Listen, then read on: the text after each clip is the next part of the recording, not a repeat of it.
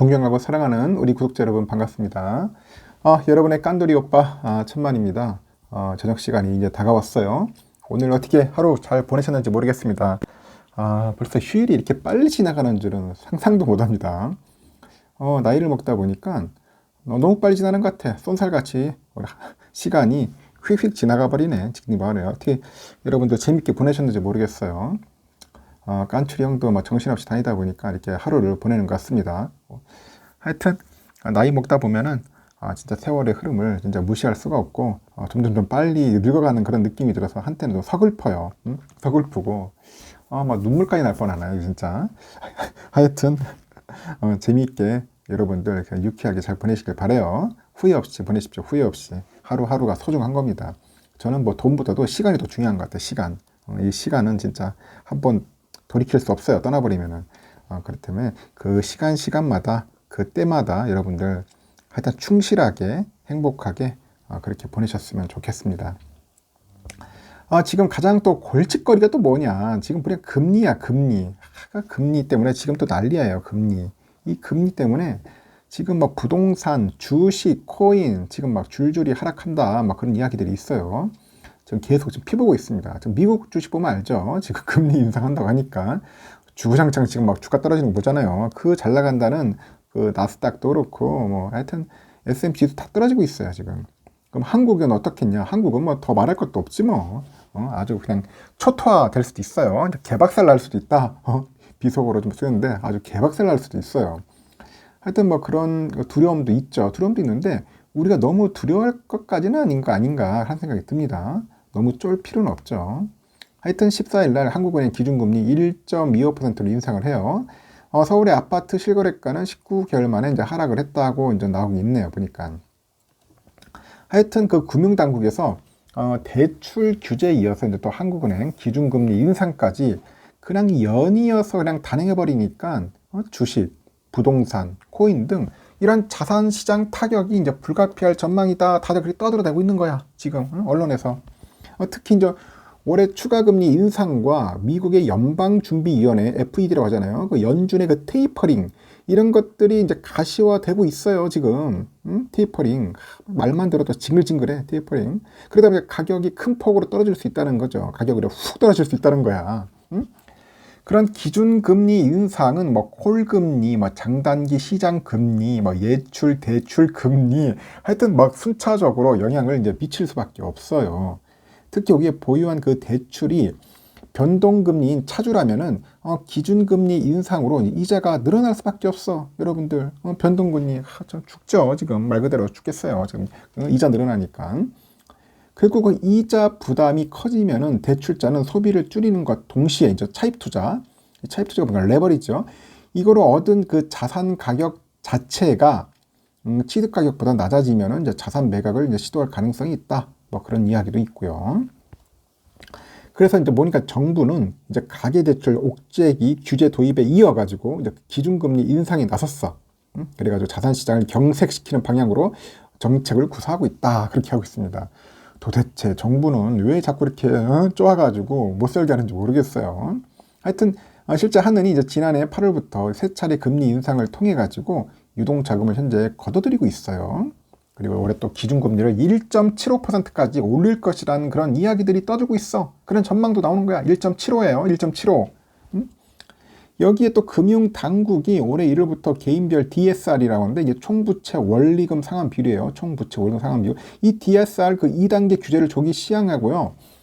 은행권의 가계부채 증가율을 지난해 한 5에서 6%에서 올해는 한 4에서 5%까지 이제 축소키로 이제 하고 이렇게 한답니다. 사업분들은 축소한다. 뭐 가계부채 증가율이 막 자꾸 이제 늘어나니까 이것도 줄이라고 하는 거겠죠. 그래서 부동산 시장에는 이미 지난해 말부터 정부의 그 대출 규제 등 영향 때문에 가격 상승폭이 둔화되고요. 그리고 매수세가 급격히 위축돼 있어. 부동산 쪽은. 그래서 이번 금리 인상은 이 같은 현상을 약간 가속화하지 않겠나 그런 분석들이 나오고 있는 거죠. 일단 기준금리가 올라가면은 그 시중은행 그 주택담보대출하고 신용대출 이자율도 순차적으로 상승합니다. 쭉 올라가요, 이자율. 그래서 실수요자는 매수 심리가 약해져. 그리고 이자 부담이 커진 다주택자들은 집을 팔 가능성이 크기 때문에 좀 상당히 좀 애로사항이 있을 거예요. 그 한국부동산원에 따르니까 11월 기준 서울 아파트 실거래가는 벌써 한 달 새 0.79%까지 떨어졌다고 하고, 뭐 1년 7개월 만에 하락이라고 하는데, 실거래가 지수는 시세 중심의 가격 동향 조사하고요. 달리 일단 가격 조사와 달리 실제 거래된 그 실거래가를 이전 거래가하고 비교하는 거 아니라 비교를 한 거죠. 실제 거래된 실거래가를 이전 거래가랑 이제 비교를 해가지고 이제 지수화낸 거라 합니다. 지수화한 건데, 최근에 그 시장 상황을 가장 정확히 반영하는 것으로도 이제 평가를 하는 것 같습니다. 이제 문제는 증시야, 증시. 뭐 부동산이야 그랬다 치고 해요. 뭐 부동산은 어차피 투자하시는 분들 뭐 돈 있으니까 했을 테고, 증시가 나는 가장 또 고민스럽다. 상당히 어떻게 보면은 좀 걱정되기도 한다 하는데, 역시 이제 지금 기준금리 인상에 따라서 이제 자금의 그 수급 악화가 우려가 나오고 있어요. 올해 한두 차례 기준금리 인상의 가능성에 그 미국발 테이퍼링 가속화에 따라서 미국으로 머니 부부가 가속화될 수 있다. 가속화될 수가 있겠다. 그렇게 보는 것 같습니다. 이미 이제 무브가 가속화될 수 있다고 하는데, 이미 벌써 코스피 지수는 기준금리 인상을 발표했던 시점이 지난 14일 2921.91을 기록했는데, 지난해 7월 6일 사상 최고치 3305.21보다도 벌써 11.6% 낮아졌어요. 코스피가 11.6%나 떨어졌다. 이외에 또 비트코인 가격이 또 16일 현재 보니까 5,100만원대로 지난해 11월 8,200만원대에 비해서 불과 2개월 만에 37%나 떨어졌어. 비트코인은 37%나 떨어지고, 아까 코스피는 얼마 떨어졌어요? 11.21%, 11.6%나 떨어졌다. 코스피가. 다 떨어지는 거야 지금 보니까. 그래서 기준금리 인상 등이 인전 자산시장에 영향을 미치겠지만은 강도가 크지는 않을 것이다. 뭐 그렇게 얘기를 하는데, 어느 모 교수는 일단 주식시장은 글로벌 금리에 연동된다고 봐야 하는 만큼요. 미국발 테이퍼링으로 주식시장의 변동 가능성은 큰 상황이다. 미국발 테이퍼링으로 주식시장의 변동은 크다. 그렇게 보면 될 것 같아. 그러다 보니까 지금 막 나스닥, S&P, 다우지수도 막 빠지고 있는 거 아닙니까? 미국발 테이퍼링, 여기에다 이제 금리 인상까지 그러니까, 또 한국도 마찬가지나 지금 한국은행 지금 금리 인상을 하니까 1.25%인데도 이렇게 좀 휘영청 하는데 1.75%까지면은 상당히 조금 영향을 받지 않겠나 생각합니다. 그래서 지금 코스피 그 우량 종목들도 힘을 못 쓰고 있어. 힘을 못 쓰고 있다.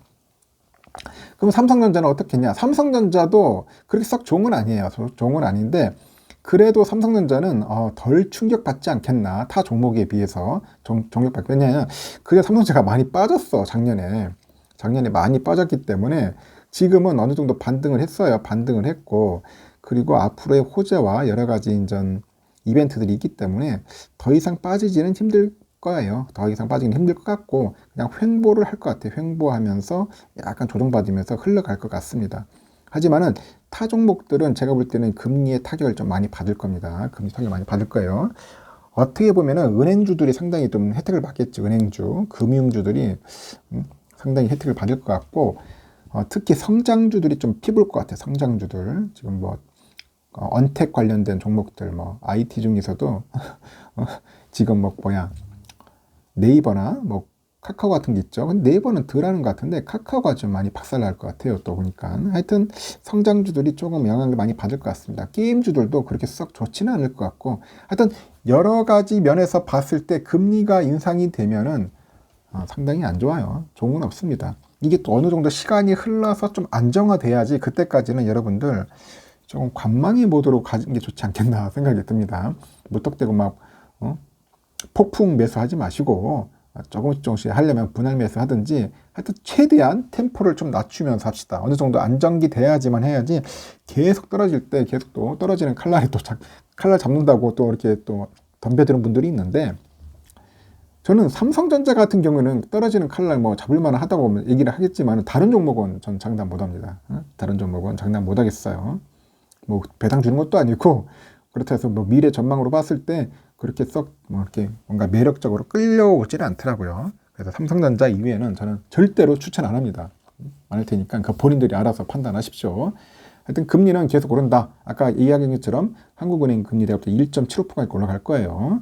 한번 휘영청 할 것 같고, 올해는 주식 투자해가지고 돈 벌기가 쉽지는 않을 것 같아요. 올해는 주식 투자 쉽지 않겠다. 그래서 삼성전자 이외에는 될 수 있으면 쳐다보지 마세요. 가능한 쳐다보지도 마시고 그냥 꾸준하게 우리 조정 받을 때 삼성전자 우선주나 그냥 꾸주 사모 합시다. 꾸주 사모. 기승전 삼성전자 우선주예요. 기승전 우선주. 기승전결인데 기승전 우선주. 마지막은 결국은 우선주 모아야겠다. 좀 떨어지면 좀 조정받으면 그런 마인드로 우리는 그냥 다가섭시다. 그렇게 해가지고 참고하시면 될 것 같습니다. 하여튼 금리의 영향은 있을 겁니다. 나중에 또 저녁 시간에 뵙도록 할게요.